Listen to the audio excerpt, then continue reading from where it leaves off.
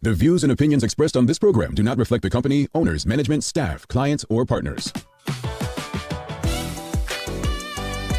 Welcome to Bermuda's Daily Talk Show. It's the Daily Hour. ChatGPT did become the world's most downloaded non-gaming app. Literally the job of everyone in government to address the media and the public. What are your thoughts, audience? What are your thoughts on Zandy Silva as the deputy PLP leader? A community that can't feed itself is a community that... What you may not know, though, is that Bermuda, we have a connection with Epstein, too. Things that people are doing right, the youth are doing right, that is not being advertised enough. When you see your access to U.S. dollars disappear, that's when you have a problem. You've got a town in the UK with a similar sized population. This place absolutely outshines it.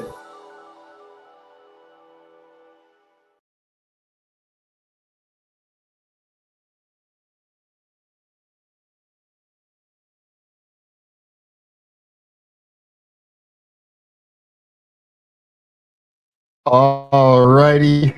Welcome.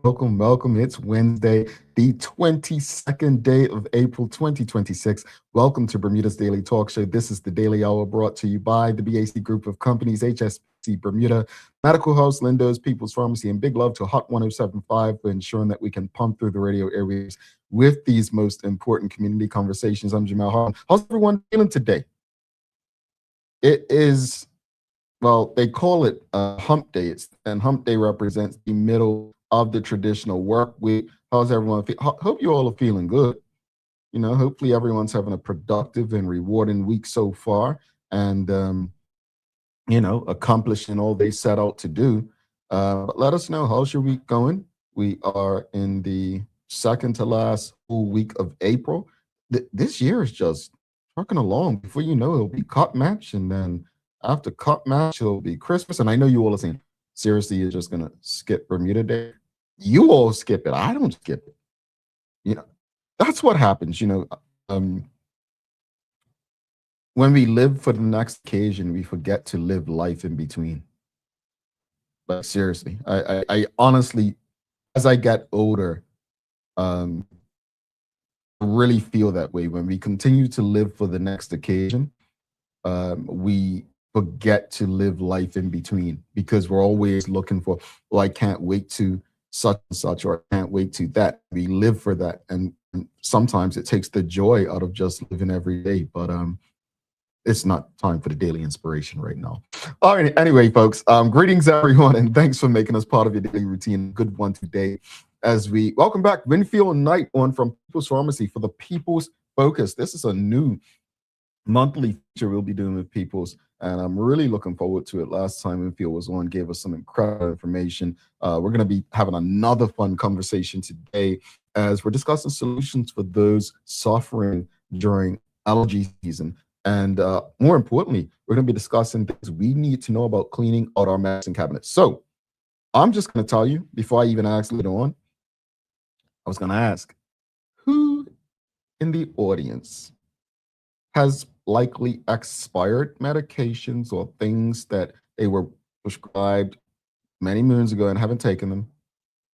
Hand up. Seriously, I have some. I don't even know what some of them were given to. I'll give you an example. I may have been given painkillers. I'm like, I'm not taking this, and it just sat there. I live alone, so it's probably not an issue, but I'm looking forward to the conversation with Winfield. Always helpful when we're talking to the experts. Folks, the Daily Play is going to be a Name That Place, and it is easy. Don't let yourselves down. I thought you all had it yesterday, but it's an easy one today. I promise you that. And don't forget to subscribe on our website, thedailyhour.com. Follow us on all of our social media channels to stay up to date with all that we have going on. Help us grow beyond the mic as we do our part to continue to improve our community. All right. So we've got Claire Warner says, good morning, Jamal. Good morning, Bermuda. Have a good day. Thank God. Thank you, Claire Warner. You know, you all, when you do that, honestly, it really does make me feel good, because, and I'm being serious. I'm not trying to suck up to you at all, but you all could be doing so many other things with your time.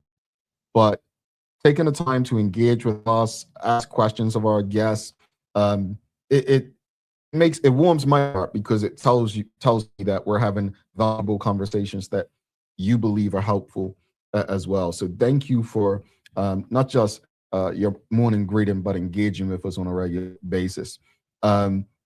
We've got Kathy Sumner says, good morning, Miss Kathy. How are you? Nice to see you in the audience. And we've got Dr. Anthony Richardson says it's the first dual tube train and bus strike day, but being optimistic. It's been a fantastic week. I believe Dr. Anthony Richardson's in London, so he's dealing with a strike. So you mean Bermuda's not the only place that has strikes? Being facetious. All right, folks, let's jump into today's discussion. Look, question.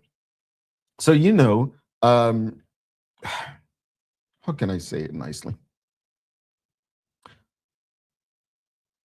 The housing conversation continues to dominate discussions throughout Bermuda, right?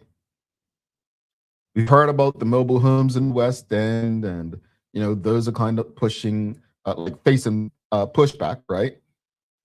But a new idea has surfaced. Yeah, I read it in the Royal Gazette yesterday. Floating homes. Yes, you heard me correctly. Homes on the water.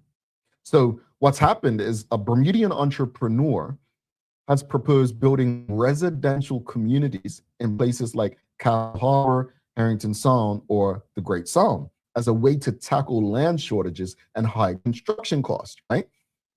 Now, on paper, it sounds like very innovative, right? It really does. But build on water, right? Free up land, create new housing opportunities. Yeah, it sounds great. But questions come very quickly and concerns, right? Where exactly would these go? How will they impact the environment? What happens during storms? And does this really make sense for Bermuda? Folks, the reality is that Bermuda is already dealing with rising sea levels, coastal erosion, and increasing storm intensity. We're a very small island, and our coastlines are already under pressure. I'm not quite so sure building on the water is gonna be a great idea. Yes, creative, but it could create serious environmental and planning questions, right? Now, to be fair, floating homes are not unheard of. In some parts of the world, they're being explored as a way to adapt to climate change and rising seas. But those places often have calmer waters, different storm risk, and infrastructure designed for it. Bermuda? Well, we sit in the Atlantic. We deal with hurricanes. We deal with rougher seas. Even the developer of this himself pointed out that in places like Panama, where he built, you can move the structure away from storms because they're outside of hurricane zones. That's not a reality in Bermuda. So while this idea may be bold, and we need some bold solutions to housing in Bermuda, it also leads to some very interesting questions. Like, is this innovation? Or is it something that doesn't quite fit Bermuda's environment and reality? See, solving one problem, which is housing, cannot create another, which is environmental risk. So, question of the morning, audience, very simple. What are your thoughts on floating homes to help solve our housing crisis? And I'll give you the poll when we come back after this short break. Give it some thought. What are your thoughts on floating homes to support our housing crisis? People's ACW, located at King Edward VII Memorial Hospital, carries over-the-counter medicines, toys, cards, and even toiletries. Our knowledgeable staff are there whether you're at emergency, visiting family, or a member of BHB staff. to show you our best even when you're feeling your worst. People's ACW, we're here for you.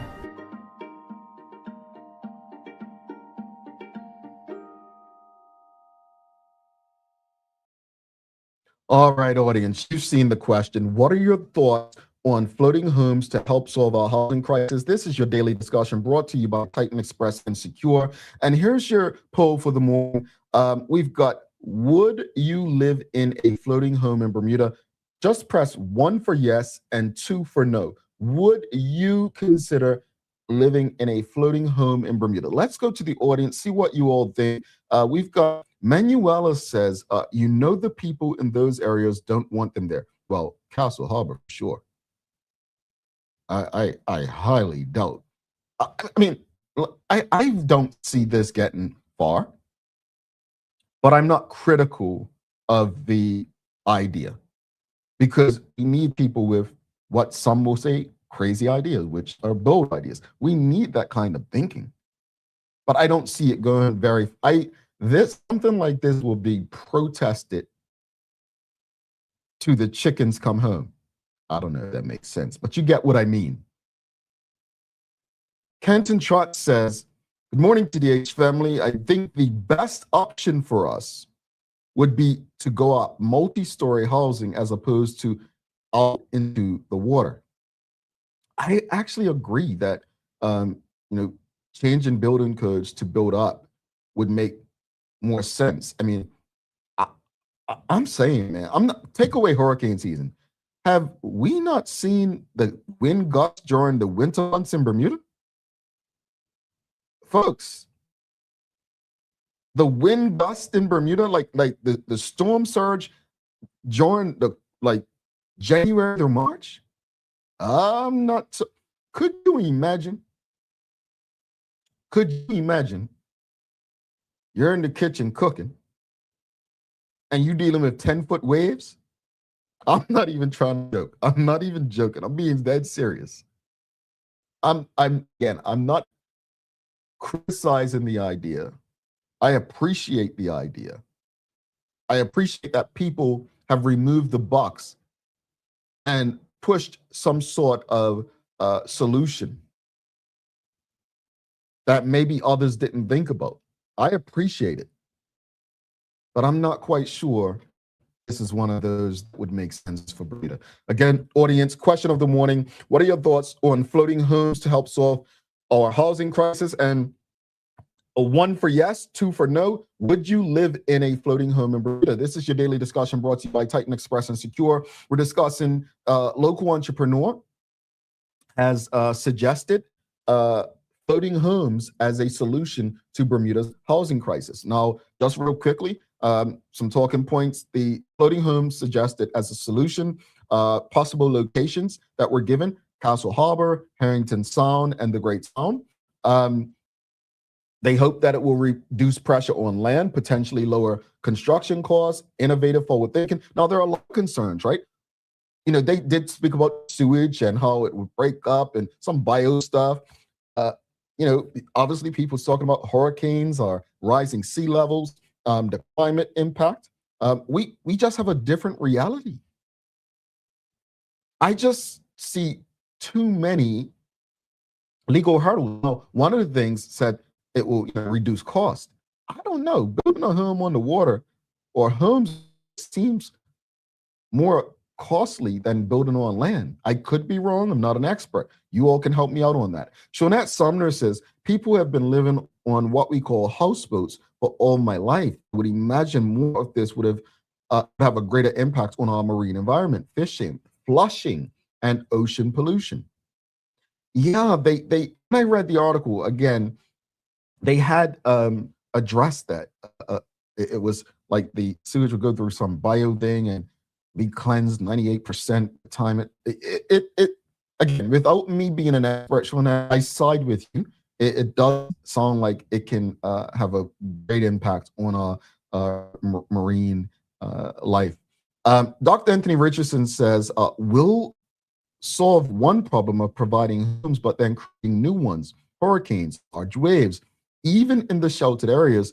This would also destroy the natural beauty of Bermuda. It would make Bermuda look like shanty towns on the water, like in Bangladesh. Too many negatives. Well, this person doesn't believe that it would impact the look of Bermuda. It definitely would change the look of Bermuda. I agree. Audience, let us know. This is your daily discussion brought to you by Titan Express and Secure. A local entrepreneur has come up with a bold idea to introduce floating homes to Bermuda to assist with the housing crisis. What are your thoughts on floating homes to help solve Bermuda's housing crisis? And also, just the poll is, would you live in a floating home in Bermuda? It's looking like 100% no. It's 1 for yes and 2 for no. Just put that in the comment. Nothing else. Just put 1 for yes, 2 for no. None of you would live in a floating home? Like not one person? And again, you just have to put the number. You can't put the number and then comments. You have to put the number alone. You can't put 2 and then write something. You can't put 1 and write something for the poll. You have to put the number alone. All right. Let us know. Would you live in a floating home? No one in this audience has lived in a houseboat before. We've got Dorian says, I believe at least 3 marinas in Bermuda have water and sewage lines. I assume the homes will be built stronger than marinas. So what's the difference between a marina and a floating homes? Dorian,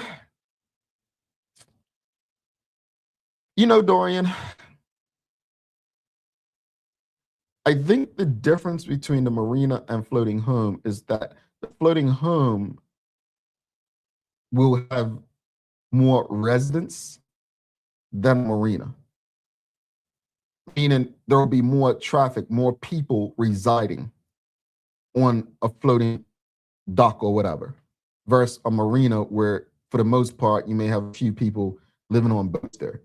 I think the volume would be different. That's probably the difference there.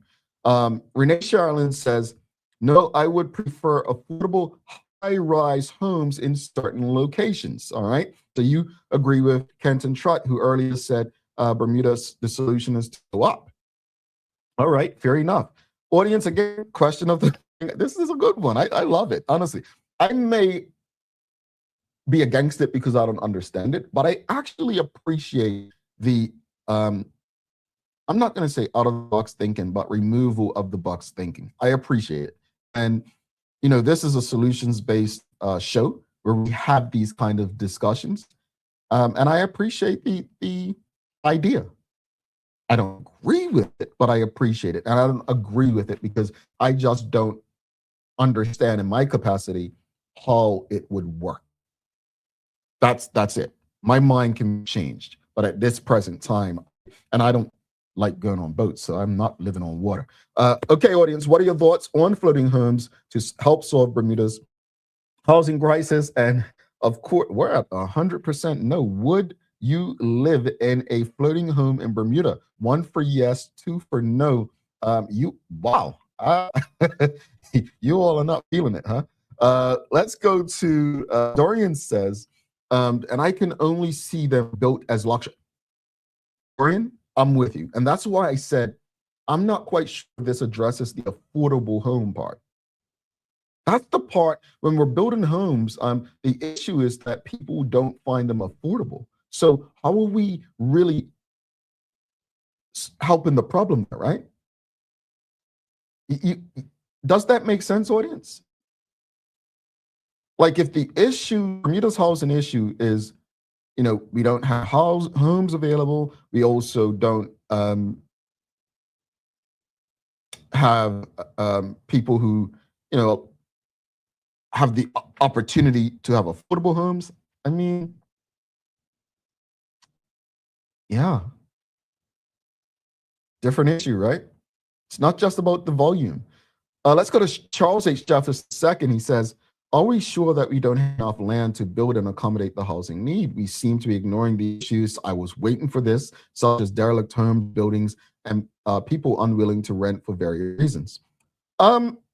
Charles, you said it, and a few others have said it. We've said it on this show time and time again. We do discuss building up. Now we're talking about building out into the ocean. But the question remains, have we exhausted all options to speak with those who oversee derelict homes. Now, derelict homes can be derelict for many reasons. Families without wills and people are left fighting over stuff. You have people who just cannot afford to fix and keep up their homes. And many, many, many more issues. You do have the instances where people just don't want to rent because, they had bad experiences with tenants. Again, as the boss, Glenn Blakeney, used to say, we should be able to walk and chew gum at the same time. So while fixing their homes or working on ways to fix that problem, maybe we can still create new ideas like building up, or if people are in favor, building out into the ocean. I don't know. Kenton Trott says, I live on North Shore and some of the storms shake my whole house. I couldn't imagine living on the water directly in a floating room. You all can't get me in a boat on the calm day on North Shore. So I'm not quite sure how someone like me would actually work out in a little 5-foot swells. And I'm the kind of person, audience, where I've been on cruises and I feel the boat rock. So it's not for me. We've got WKD Lama says it would be easier to fix existing dwellings. I suspect it will be expensive to maintain. So someone's hit it. Folks, the expense to keep up a floating home, the rust and all that comes with ocean spray and salt. Again, not an expert, thinking out loud. Dr. Anthony Richardson says marina equals people can sail away from the harm, but floating homes, you're stuck and at risk of your home being destroyed. Will they be capable of being insured? Another good one, the insurance. Who's going to insure these knowing it's at such high risk? And if they do insure them, how high is insurance going to be? Look at Florida's situation, audience. Look at Florida. In Florida, there's a crisis with home insurance. No one wants to insure those homes. Yeah. Shonette Sumner says, Google to the rescue. A marina is a facility where boats are moored in service, providing facilities such as docking, fueling, and maintenance of the home is a house permanently moored in water. Well, yeah. Yeah, that is the difference. Folks, this was your daily discussion with Titan Express and Secure. So, all right, 100% of the audience has said no, they would not live in a floating room. Wow. Tough crowd. Well, I think we should give props to the entrepreneur for the bold idea.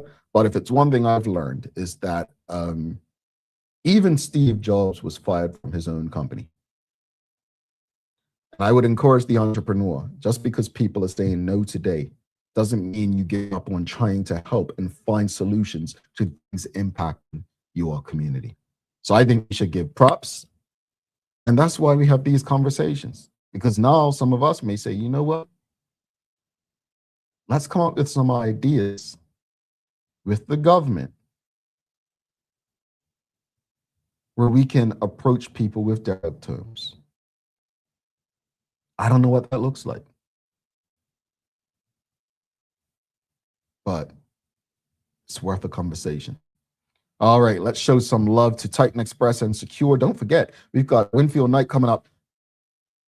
And we're talking about how to stop suffering during allergy season, but also fixing our medicine cabinets. Yeah. Don't be like me, folks. The daily discussion is brought to you by Titan Express and Secure. Titan Express delivers safe, professional, and reliable transportation and tours across the island. From island tours to cultural experiences, they set the standard. And Secure is your go-to for property management, waste management, and residential and commercial services. Visit securebda.com. Professional, punctual, and reliable service is their commitment to you. All righty, folks. Teo's not in today, folks. He apologizes. He'll be back next week. I know you missed his face and voice, but brother was traveling back to Bermuda from Vegas, and I'm gonna tell you some stuff. He's probably still sleeping, I tell you. And man, this is the most exhausting trip ever. I was talking to one of our colleagues from another media company in Bermuda last night. We got to see each other once here, and they were like, it was their first time here, and they were like, I can't do this alone. And I'm so thankful for Teo and Keitha. But it's a very exhausting trip. It's very exhausting because, we don't come here to, I haven't even put my normal $20 on a gambling table. I think I'm just going to save it at this point, right? But we just haven't had time. So Teo's like, he was going back to his room and just ordering Uber Eats. So Teo's first time in Vegas, and he literally, it was work. And oh, by the way, he had to go and get his daughter some stuff. He couldn't go back empty-handed, right? But I'm sharing that because he's not available. I said, hey, don't worry, you got to catch up. So he will be back next week, all right, with things you should know. And if you've seen the first few episodes, he's really made you think. So he's working on something really special. So we're going to do a Days of the Year right now. Days of the Year today. So it's quite a few things. It's Jelly Bean Day. Yeah, so let us know your favorite flavor of jelly bean. It is Administrative Professional Day, so show your admin some love today. Yeah, show your admin some love. It's April Showers Day. Yep. But I like this one. It's International Mother Earth Day and Global Selfie Earth Day. And since that, I want to ask you all, I cannot stand selfies, and I just have an issue with social media. It's the most, vain thing.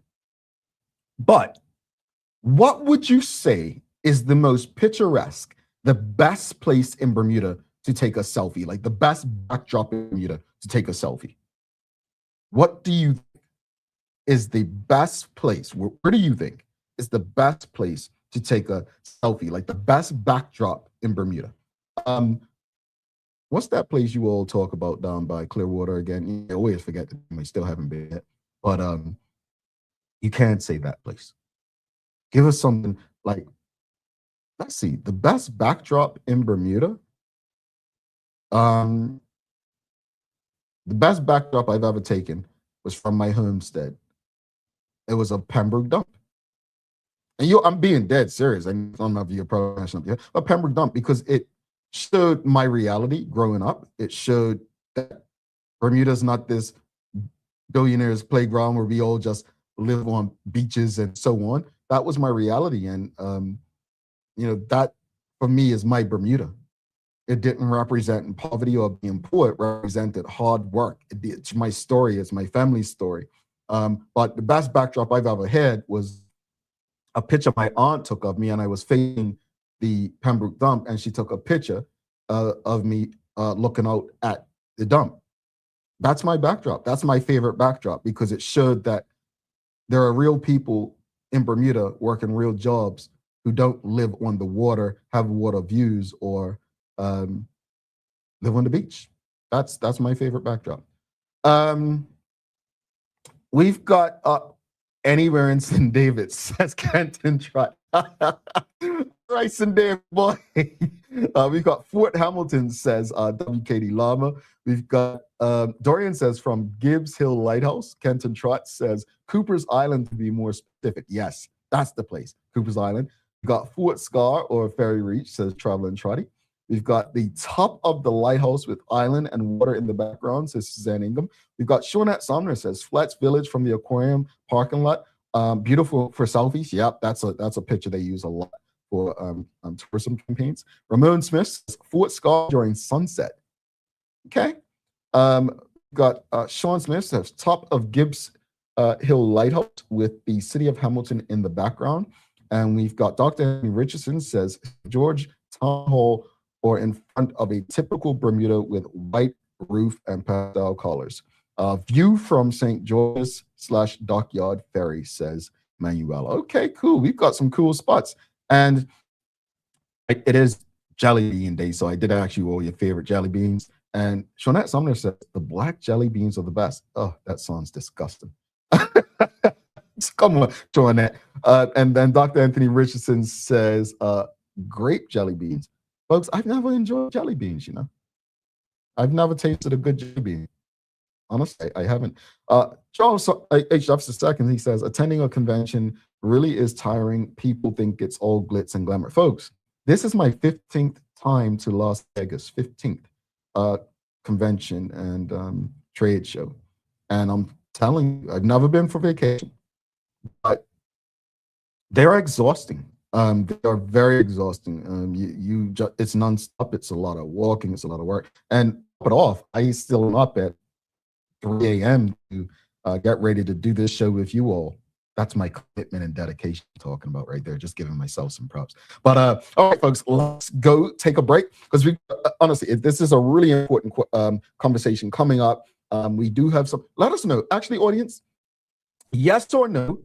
Do you suffer from allergies? Because we're going to be talking to you when we come back. Do you suffer from allergies? And Winfield, pharmacist from People's Pharmacy, for the first installment, this monthly segment, the People's Focus, he's going to help you all clean out your medicine cabinets. All right? Stick with us. We'll be back in about 3 minutes, 17 seconds. In the meantime, if you're streaming with us on Facebook, LinkedIn, YouTube, Twitter, or Instagram, give us a like, love, follow, share the link with your friends, family, and colleagues. Take a look at our workwear for construction workers and tradesmen. Durable, stretchable in all the right places, and plenty of options for tools and accessories. Pair with our wide range of tough and comfortable footwear, you can't go wrong. As you can see, Medical House really is a one-stop shop for everybody. We can't wait to see you. See it all at our new expanded location on Bakery Lane. Discover Drop It, your go-to grocery delivery. Browse and select from a wide range of groceries, from fresh produce to daily essentials. Our friendly drivers deliver fresh groceries to your door fast, saving you time and hassle. With Drop It, you get fresh groceries delivered fast so you can focus on what really matters. Drop It, freshness at your doorstep, delivered to your door with Lindo's. Why go anyplace else? What lasts isn't what you buy, but what it becomes. With the HSBC MasterCard credit card, every spend quietly adds to a story shaped by intention and offers what matters most. Support that meets you where you are. Protection that preserves what you choose. Confidence for the unexpected. Peace of mind wherever your story leads. Start your next chapter. Use your card today. HSBC is licensed to conduct banking and investment business by the Bermuda Monetary Authority. What if the age that really matters isn't the one on your ID? You probably know your chronological age, the number of candles on your last birthday cake. But there's another kind of age that may be even more important, your biological age.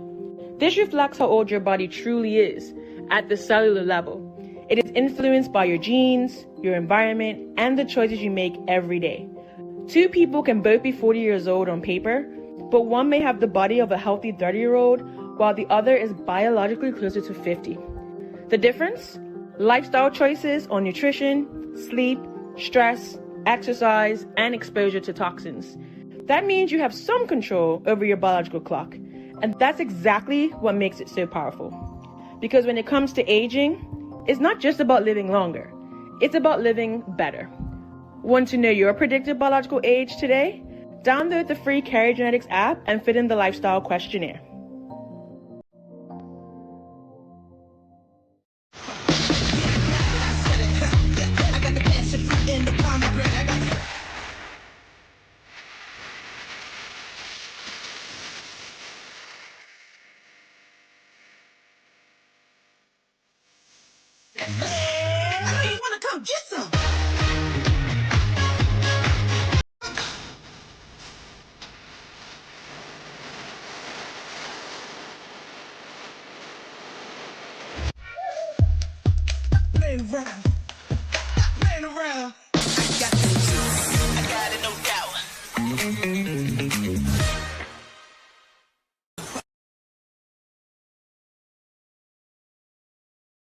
Alrighty, welcome back to the big show. Mel Hartman here. This is the Daily Hour brought to you by the BAC Group of Companies, HSBC Bermuda, Macquarie's, Lindo's, People's Pharmacy, and big love to Top 105 for ensuring that we can pump through the radio airwaves with these most important community conversations. Folks, do not forget to subscribe on our website. Follow us on all of our social media channels. Stay up to date with all that we have going on. Help us grow beyond the mic as we do our part to continue to improve our community.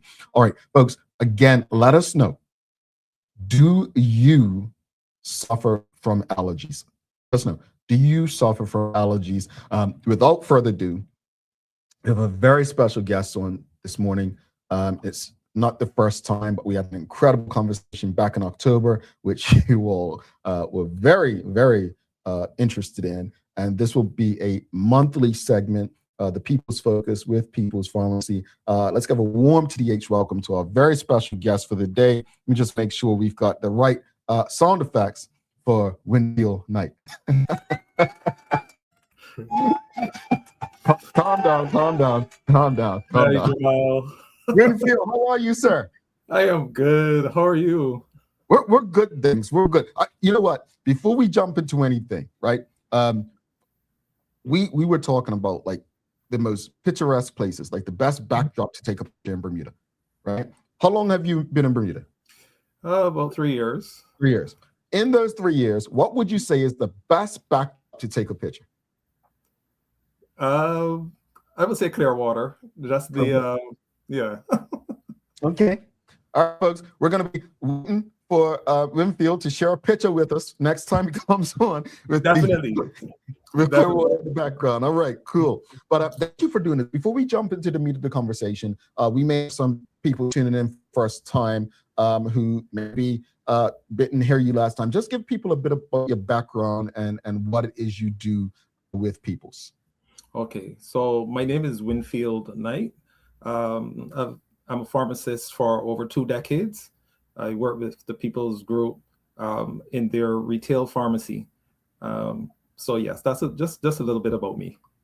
Alrighty. So Winfield, I did ask the audience prior to going to break. I'd say, is there anyone out there who suffers with allergies? And Sean Smith says yes. Karen Simmons says yes, suffer from allergies. We've got Suzanne Ingham says yes, they've improved detoxing. Interesting. Now I want to ask about that later. We've got Dr. Anthony Richardson says no. Polly Rich says yes. Senator Fubler says yes. We've got Juan Nasha says yes. We've got James Burgess says yes. We've got Ramon Smith says no, but don't come to Georgia if you don't. Pollen counts in thousands in spring. And as a person who lives in Georgia, my car is green every day because of the pollen. It's very serious in Georgia. But that said, it's allergy season, right? What are the most common symptoms people in Bermuda in particular should be paying attention to as allergy sufferers? Well, as you said, Jamal, it is allergy season. There are changes and that brings about changes with the climate. You know that there is, this is the season of spring. And as much as we love blossoming flowers and budding plants and new life, we also tend to get associated with spring changes in the weather. So we have increased humidity, which can lead to mold formation in homes and around our environment. We also have increase in wind, which can carry pollen, pollination from plants, grass.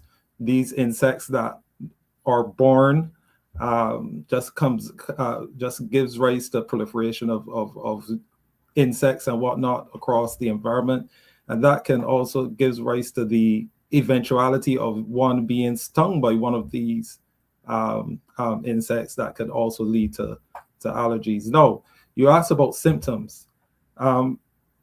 Because of the changes in our environment, it gives rise to many symptoms that affect us.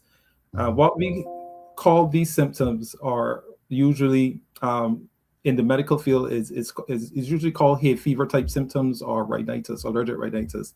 And these symptoms include itchy, watery eyes, ears, or nose, You can have redness in the eye. You can have a blocked sinus, blockade of your nasal passages, itchy throat. You can have all of these things that affect your quality of life and cause you a lot of discomfort due to the excess pollen and, like I say, mold and whatnot from the changes in the climate. I used to always say, feel that my two favorite seasons were spring and fall, and then I started sympathizing with allergy sufferers during the spring. I'm dead serious. That's the only reason, because I was like, man, so many people I was around, they were suffering, and I was just like, man, I don't like to see that. But for those who do suffer every year, what are the most effective ways to manage allergy symptoms, both with and without medication? Like someone mentioned detox. Like I had never heard of that. Like detoxing, is that something that someone would recommend? Yeah, detox can would only work really in my estimation if that there are certain chemicals in your body that may be giving rise to your allergic reaction. So yes, I'm not knocking it, but that's the only way I can see detox working. But apart from that, there are medication-wise, you said with or without, but medication-wise, there are the use of antihistamines, over-the-counter antihistamines that you can discuss when you have these symptoms with your pharmacist, coming in the form of tablets or liquids. There are nasal sprays, antihistamine nasal sprays as well as eye drop, which actually block, and I said antihistamine because with an allergy, there are histamines being released in the body.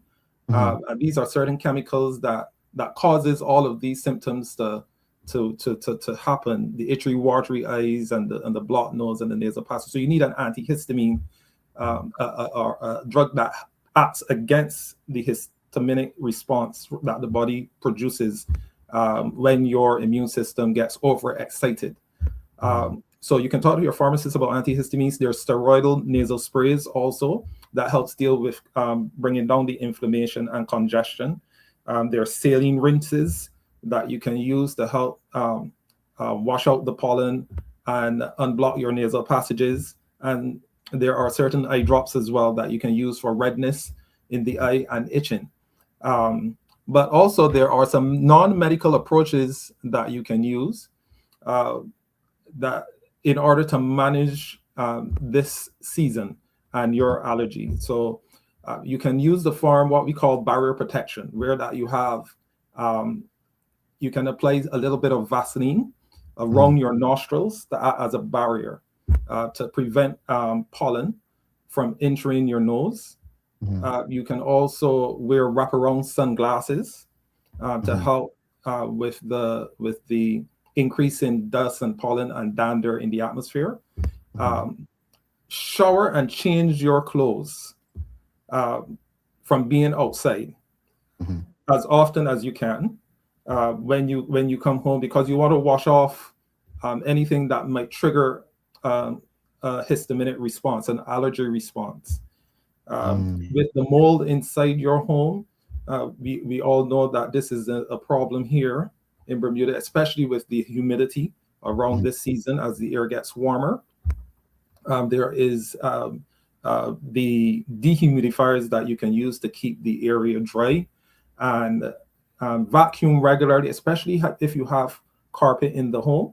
You can and pets, you can use a vacuum with a HEPA filter, which really helps with getting up all of that excess dust and dander and so these are some practical ways in which you can really manage without the use of medicine. You mentioned earlier about asking your pharmacist something. Some people really do try to push through their allergies, but when is it time to actually seek advice from your pharmacist or even a doctor? Right, that's a good question, Jamal. What's the best time to seek advice? When the allergy becomes severe, and when it becomes severe enough to inhibit your quality of life, especially if you have a pre-existing condition like asthma. And by severe, I mean you suffer from a swollen tongue, You have an extreme in the symptoms that I mentioned already, an extreme case of symptoms, be it, you have, even with treatment, even with over-the-counter treatment, you're still suffering after a certain time. It's time to see your doctor. You don't want a situation where your airways close completely, you're unable to breathe. So there are certain things the doctor can give you that are prescribed that can help manage the allergic response better. Some corticosteroids that can reduce the inflammatory response, that can help reduce the allergic response that a person is suffering from. So yes, you don't want to continue trying to push through it if it is getting severe. That could lead to death. Yeah. Oh, okay. Wow. Folks, I'll get to the questions. Keep your questions and comments coming. I'll get questions in a few. I see them coming through, but I want to transition now because, and I want to ask the audience, be honest. This is not a judgment. The police aren't going to arrest you. How many people have medications that were prescribed to them a long time ago in their cabinet? Just let us know if you have medications in your cabinet somewhere that you no longer use. Let's talk about pharmacy style spring cleaning. Why is it important to regularly check and update our medicine cabinet? It is so very important to update your medicine cabinet. There are so many things that can actually go wrong if you don't update your medicine cabinet. You run the risk of using expired drugs. Expired drugs lose their efficaciousness, they lose their effectiveness over time. They change chemical composition, they can become harmful to you, and so you don't want to use an expired drug in your shelf. I know there are some schools of thought that drugs are still safe somewhat 3 to 6 months afterwards, but I would advise that you do not use any expired product at all in your medicine cabinet, but safely dispose of it. You decrease the risk of duplicating therapy. For instance, a doctor prescribes you a particular drug to treat a particular ailment, and then the doctor changes that drug or modifies that drug by an additional drug added to that therapy, but both drugs now come in one tablet. You go home and you take that tablet and you look in your medicine cabinet and you see that you were taking this other tablet, and you take both of them together. Now you have duplicated your therapy and you run the risk of causing an overreacted therapeutic response. I have an example where a lady was prescribed something what we call metformin for diabetes, and then the doctor changed her to Janumet, which is a drug that contains 2 therapies, one of which is metformin, and the other one is sitagliptin, a DPP-4 inhibitor. And she went home, she took the Janumet, she took the metformin, and it really was detrimental to regulating her sugar control. You want to reduce the risk of self-treating. If you have drugs in the medicine cabinet for over a period of time, you tend to go back into your cabinet, look at this drug and say, hey, look, I had similar symptoms last time, and this is what it is. Now, that's not only dangerous, but it could cause you problems in the long run if you self-diagnose and self-treat. Those symptoms might be similar in certain diseases and certain conditions. Every condition is not the same, and so it's always best to go back to your physician or talk with your pharmacist as to really what it is that you have. And also you want to avoid it decreases you leaving or how can I put this? You live in a home with many family members, and you then go and you say, look, okay, well, I had similar symptoms a month ago. I'm going to give you this. But you have no idea what that family member's situation is in terms of what they're taking or what they're allergic to. You might not know their drug, their medical profile, and you give them something that could end up causing them harm. So it's so important to clean out your medicine cabinet appropriately. Indeed. Audience, I'll get to the questions. Keep them coming. Just can you go in detail about this? Because you kind of spoke on it just now, but what are the chances? Like, what are some common mistakes people make when keeping expired medications or holding on to things they no longer need? Like, for instance, I don't even remember why certain things were given to me. I'm not that person who's going to Google or ChatGPT like, what's this for, right? What's the worst thing that you believe holding on to these? Like, I guess what I'm asking is, what's the worst that could happen? What's the worst that can happen if that you hold on to medications you no longer need? Well, like I said earlier, it can give rise to inappropriate treatment management for the condition for which you're suffering from. It could cause you harm, and so you don't want to do that. And then it may not be as efficacious because you might have expired drugs in or effective for a more common term. It might not be as effective in the treatment. So you can really open up yourself to not being treated as you should, and also detrimental because as you hold on to certain liquids or products or other things, they change chemical composition. You should really, for instance, antibiotics, you don't use, or you use the antibiotic for the time prescribed, and then you throw away the rest. And I'll get if I can let you know exactly how to properly dispose of medications, because that is also important. We've got a couple of people asking the same question, Winfield. We've got Karen Simmons says, how should our medications be disposed of properly? And Charles H. Jefferson II also, what is a safe way to dispose of medication? Okay, I would say this. The safest way to dispose of medications is to return all medicines to your pharmacy. There are certain medicines that you might not even think is harmful to the environment or to you, like over-the-counter chloramphenicol eye drops, which you can purchase upon the recommendation of a pharmacist. That is considered cytotoxic. So it is very important to bring your medicines back to the pharmacist for them to be disposed of properly. Now, if you are unable, due to some unforeseen circumstance, to get to a pharmacy, you never throw a liquid or any liquid preparation, be it over the counter or otherwise, or any mixed antibiotic down the drain.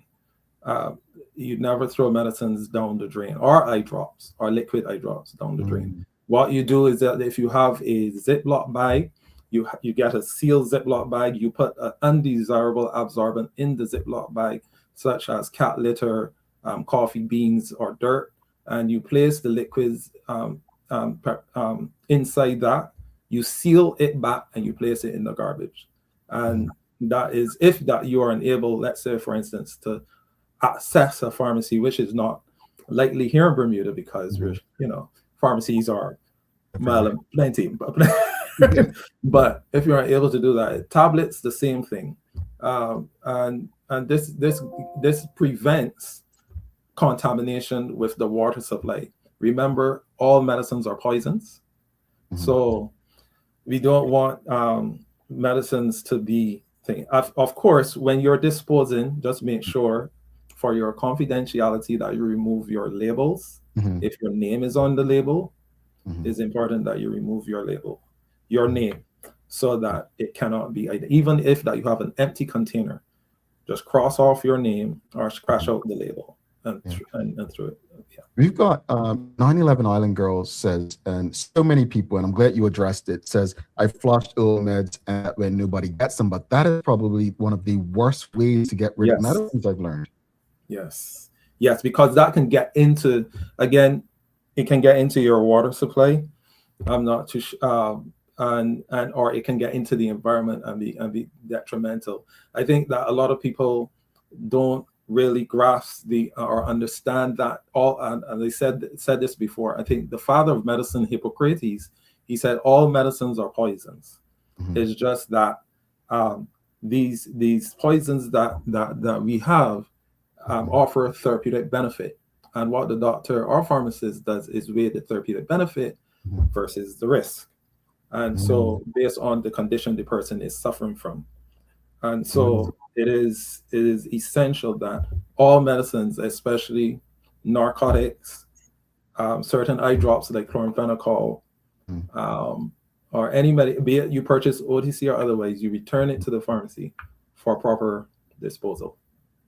Thank you for that. And 9/11 Island Girl says, oh dear, thanks for that. But I'm thankful as well. And I learned that because I was getting rid of medications at one point because I just wouldn't take them when I was prescribed fix or something. And I was just like, no, I wouldn't. And someone said, no, that's the worst way to dispose because they're getting into the environment. They're hazardous. And so again, we don't know what we don't know. And that's why I'm just going to plug. I'm grateful for these conversations we'll be having regularly to help people solve these kind of problems. Now, we've got some people in the audience that have said, spoke about, James Burgess said, I've been to my doctor about this situation, but I believe mold is affecting me. He was speaking about his allergies. And then we have Nasha, sorry if I'm not pronouncing it right, says, plants help reduce mold and allergies in the home too. So the spider plants, snake plants, peace lilies. Can you speak to that? Yes, Tanisha, she's absolutely correct. If you can get certain plants to absorb moisture in the home, especially home plants, they do absorb moisture and they keep the home as dry as possible. What you can also do is to try opening up the windows and letting the fresh air blow through. That helps keep the environment clean and dry. And of course, the use of a dehumidifier, that is very good in terms of keeping mold away. I want to touch though on, if Jamal, if you permit me, proper storage as well, because sometimes we store medicine in cabinets that are exposed to moisture, and that too can change the chemical composition of your prescribed medication. Unless otherwise indicated, medicine should be stored in a cool, moist-free room temperature between 2 to 25 degrees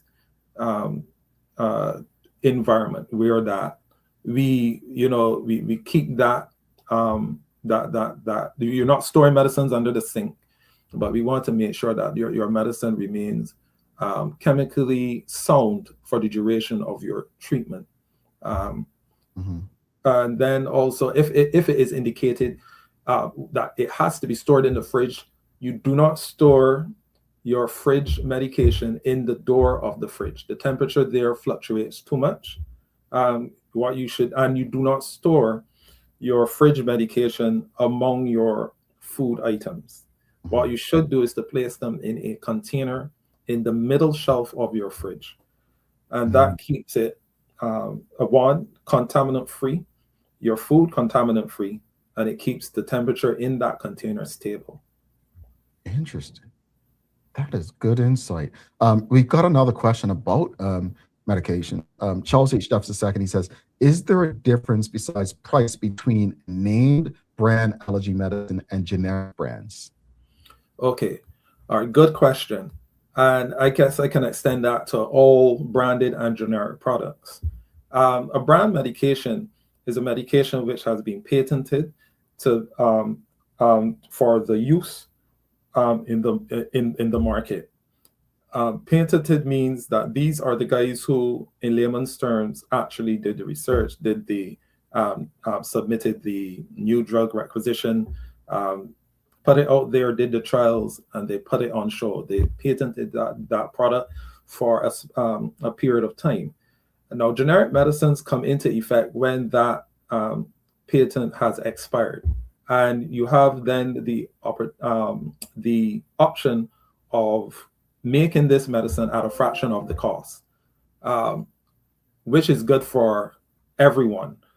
And I say that because of the fact that with the company that actually patents the brand medication, what they do to recover the cost that they would have done, that they would have used up in actually putting the medicine out there.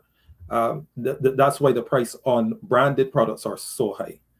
But after, and they patented, let's say for 3 or 4 years, I'm just hypothetically speaking. When that 4 years is up, then generic companies can make the medicine not exactly the same way. And let me just hasten to say, when I say not exactly the same way, the use of inactive ingredients, changes in the inactive ingredients, because they can't use the same recipe, exactly the same recipe that the branded company use, but the inactive ingredients would be different to give rise in different color, physical characteristics of the tablet. Color, shape, size may differ, but not in terms of the therapeutic medication for that is given. For instance, Norvasc, which is used to treat high blood pressure, it was patented and given for hypertension and made by Pfizer. But amlodipine, which is the generic to the Norvasc, is made by a number of different companies at a fraction of the cost. They don't need to recover the cost, but and the quality of the medication does not necessarily differ either. All right, because it still has to go through the same testing. It still has to go through the same approval by the local health authority, be it from whichever country you live in. It still has to go through the chemical testing that the branded product before it reaches you. And so it has to be, those companies have to be legitimate, because any medication that you receive has to be authorized by your local health authority. So so I would say, but Jamel and my most esteemed viewer, let me just say it too, that because of the difference in inactive ingredients, sometimes you might respond differently to it. So you might have, there are certain products which may not work as well. Some people prefer the generic over the brand. Some people prefer the brand over the generic. But that doesn't mean that the therapeutic agent is different. It remains at the same strength. If it says amlodipine 10 milligrams, that is what it is. It's amlodipine 10 milligrams. What the generic company just did was to add, let's say, a colorant to make the tablet pink, because they can't make it white, because obviously Pfizer would say, okay, well, you use the exact same thing same menu, the same recipe that I use, and that could cause legal ramifications. So yeah, that's it. All right, well, got another question. Renee Sherlins says, what about herbal medicine? I had a headache and put soursop leaves on my head. It must have drawn out all the pain out of me as the leaves were dry and the headache vanished. Herbal medicine is a branch of medicine which is I think highly of. That's interesting. I'm not too sure of what happened there with the soursop, so I'm not going to speak to that. But I would just say that there is room for herbal medication in terms of treatment, because of the fact that herbs essentially can provide the right use of herbs, not every herb. But let me caution to say that if you are on prescribed medicine, Always speak with your pharmacist as to what herbs you will try, because there are drug interactions. There are drug interactions that can occur between what, even though it's a herb, there are drug interactions which can occur between the conventional medication and the herbal medication, which could lead to damaging effects for you. You're right. So yeah. Before you head on Winfield, people might be saying right now, you know what, after this conversation, I've got to clean out my cabinet this weekend. What would you say, especially during allergy season, what are the must-have items every household should keep on hand? Okay, so obviously you need something in your medicine cabinet to deal with conditions such as it relates not only to the season but to your household. So I would say must-have items would be an antihistamine, over-the-counter antihistamine, if possible. Speak with your pharmacist about that. General painkillers, over-the-counter painkillers like ibuprofen or Tylenol. Of course, you again speak to your pharmacist about that. Not everybody can take Tylenol. Not everybody can take ibuprofen, but that has to be determined by your pharmacist, who is more than capable of helping you to decipher that. Also, you want your medicine cabinet to contain your multivitamins and your antioxidants, but just keep it on top of them. You don't want it to become a situation, have a situation which we alluded to earlier, where that you have expired stock or expired medication in your system, in your medicine cabinet. Sorry. Gotcha. Charles Jeffs II speaks for many. And says, I'm always amazed by the knowledge of pharmacists. Thank you for sharing a portion of your knowledge. Winfield, thank you so much for this conversation today, the first of many.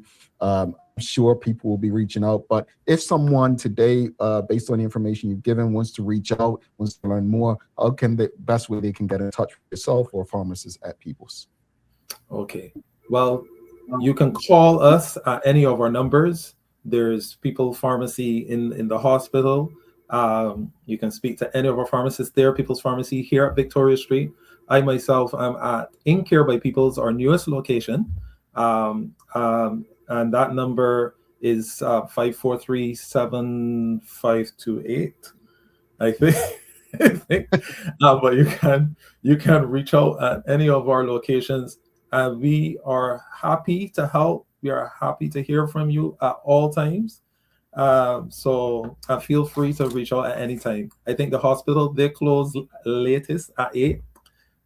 People's Pharmacy in Victoria Street at 7. And the pharmacy where I'm at today, the newest location, we close at 5 o'clock daily. Real quickly, just to let people know where the In Care is, because some people may not know where that is. Okay, In Care by People's is located in Hamilton Medical Center. That is just in Burnaby Street in the city, just next to Spot Restaurant. It's in the same building with Dr. JJ Source. All right. Winfield, thank you so much. I really appreciate you and look forward to the next conversation.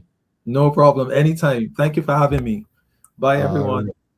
Winfield Knight, People's Focus, folks. You will love that. That's what Julie says. Very informative. Thank you. Aaron Simmons says, very informative. Thank you for sharing this community conversations that we're talking about, folks. Thank you all for rocking with us. And if you appreciated that conversation, you know what to do. One day I'm just going to start asking you. Give us a like, love, follow, but most of all, share the conversation with your friends, your family, your colleagues. Make sure everyone has access to these most important community conversations. I always say to my colleagues when it comes to this show, if we, meaning myself and all of you in the audience, have learned nothing, then we have failed to do our job. We're going to take our final break. Coming back after this short break, I've got a daily play for you that I just know you're going to get right. Stick with us. We'll be back in 2:16.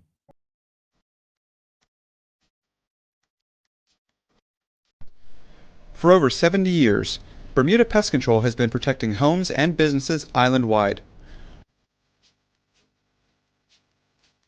We offer a full suite of services, including rodent control, termite fumigation, and general insect control and maintenance.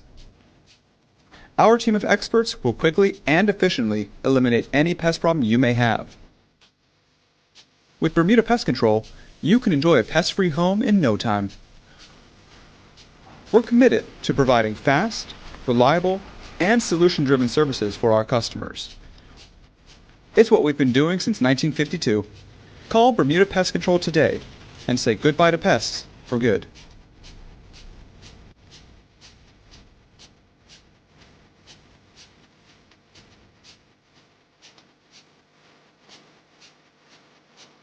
Dreaming of expanding your business?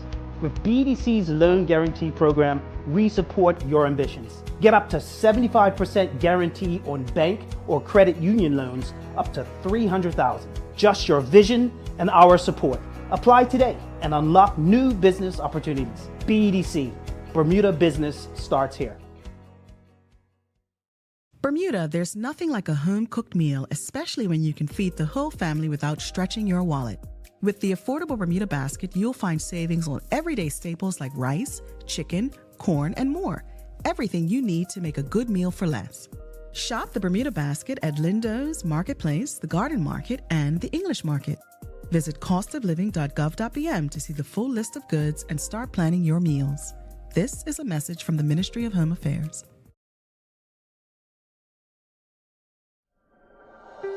Life moves fast, and so can the unexpected. When you insure your home, you need to know that your insurance company has your back. At Friesenbrook, let one of our friendly and professional agents give you that peace of mind. Because when you are covered, you are confident. Call us at 296-3600 or visit friesenbrook.bm to learn more. Alrighty, welcome back to the big show. Thanks again to Winfield Knight and People's Pharmacy. Again, it's going to be a monthly feature, the People's Focus, having important conversations about things that we need to know that are going to help us. So appreciate him and everyone at People's very much for that.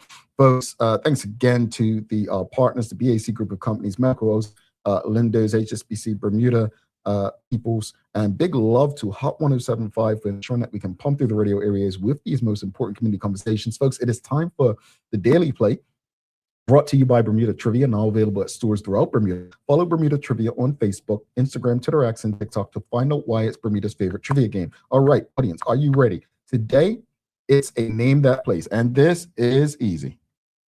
This is easy. Here we go. Audience, due to its reputation for legalized gambling, 24-hour liquor sales, widespread adult entertainment, and easy marriage/divorce laws, what U.S. city is known as Sin City?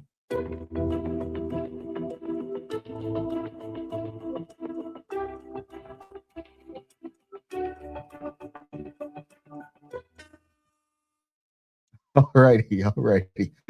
Jose the second, Stacey Ann Brown, Julie, WKD Lama, everybody got it. Las Vegas, yes. LaDonna Smith and Renee Sherilyn and Suzanne Ingham is Vegas, Las Vegas. Now, I mentioned all those things.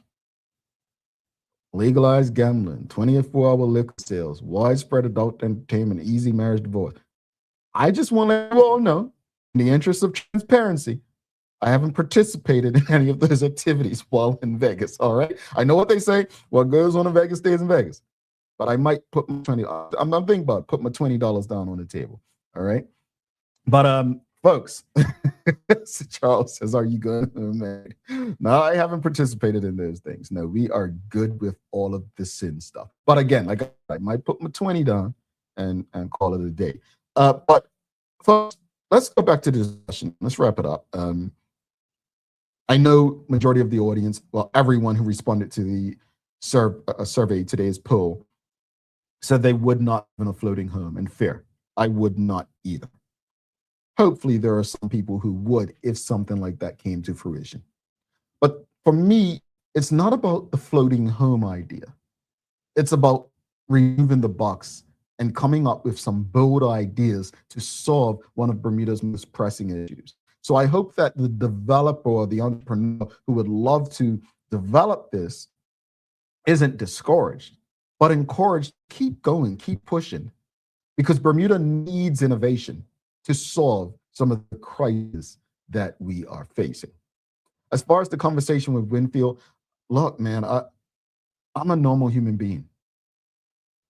I am that person who probably shouldn't say this out loud. I'm given a medication for headaches, or when I was given a statin at one point. I don't like taking medication, so they'll probably just sit. I was a person who learned long ago, oh, don't flush them, don't throw them away. Learning and being told, just return them to the pharmacy, that's valuable information that could save lives and help our environment.